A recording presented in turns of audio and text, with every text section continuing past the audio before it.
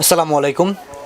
আপনারা সবাই জানেন বর্তমানে বাংলাদেশের অবস্থা খুবই করুণ অবস্থা। কারণ ফারাক্কা বাঁধ ভারত খুলে দেওয়ার পর ফেনী, নোয়াখালী, চাঁদপুর এইখানের অবস্থা খুবই খারাপ। ভয়াবহ বন্যা পরিস্থিতি সৃষ্টি হয়েছে, যা গত 30-35 বছরে যে বন্যা সৃষ্টি হয় না, সেই বন্যা সৃষ্টি হয়েছে এই ফারাক্কা বাঁধ আকস্মিকভাবে খুলে দেওয়ার কারণে। এখন আমার কথা হচ্ছে, আমাদের এখন রুখে দাঁড়ানোর সময় হয়েছে। কারণ আমরা আমাদের বিগত সরকার আওয়ামী লীগের দালাল হিসেবে তাদের সাথেই প্রতিনিয়ত আর কি পাচাটা গোলাম ছিল, কিন্তু আমরা সেটা থেকে বেরোতে চাচ্ছি। আমরা চাচ্ছি না যে আমাদের যে সমস্যাগুলো পড়তেছি, এই সমস্যাগুলো একটা সমাধান হওয়া দরকার। বাঁধের বিকল্পে বাঁধ নির্মাণ করা দরকার। আমাদের প্রবাসী ভাই যারা আছে তারা অটোমেটিক তারা বলতেছে নিজেরাই যে তারা টাকা দিতে প্রস্তুত, দরকার হলেও একজনে 1000 টাকা করে দিতে প্রস্তুত।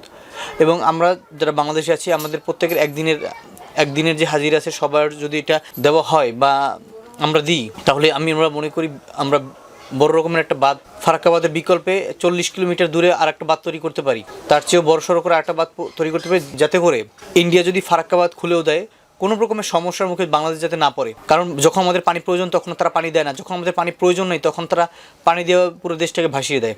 এটা আসলে আমি বাংলাদেশি একজন নাগরিক হিসেবে এটা মেনে নিতে পারি না। বাংলাদেশে আমরা মুসলিম, হিন্দু, বৌদ্ধ, খ্রিস্টান বিভিন্ন ধর্মের ধর্মাবলম্বী বসবাস করতেছি, কিন্তু আমরা একটা কথাই বলবো যে ঠিক আছে, ধর্ম সবাই পালন করবে যে যারটা, কিন্তু সবশেষে একটা কথাই যে আমরা বাংলাদেশের নাগরিক, বাংলাদেশে আমাদের বসবাস, বাংলাদেশে আমাদের জন্ম। তো আমাদের এখন সময় এসেছে রুখে দাঁড়াবার। বাঁধের বিকল্পে বাঁধ তৈরি করতে হবে, ইটের বিপরীতে পাথর মারতে হবে।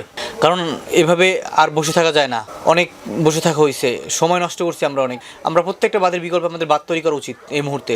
এবং সবাইকে বলবো, বন্যার্তদের সহযোগিতায় যে যা পারেন সহযোগিতা করুন এবং পাশে দাঁড়ান তাদের। কারণ নোয়াখালী, ফেনী, কুমিল্লা এই অঞ্চলে মানুষও ভালো নেই। চট্টগ্রামের অবস্থাও এখন খুব খারাপ। আমরা সবাই সহযোগিতার হাত বাড়াই। আল্লাহ হাফিজ।